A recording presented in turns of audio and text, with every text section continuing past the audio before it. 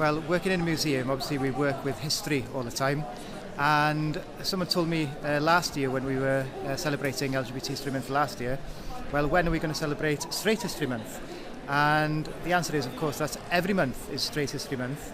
So LGBT History Month in February every year is a chance to celebrate everything to do with the community, and also a chance to raise awareness with regular museum visitors. What is the trials and tribulations and the joys that face LGBT people around the world, and especially in Wales.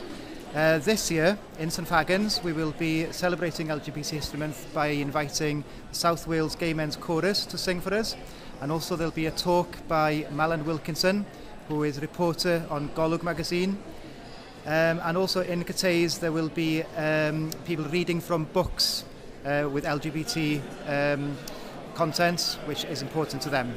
So that's what we're doing at National Museum Wales in Cateys and in St Fagans. That's lovely. Thank you very much for your time, Owain. Thank you. Thank you.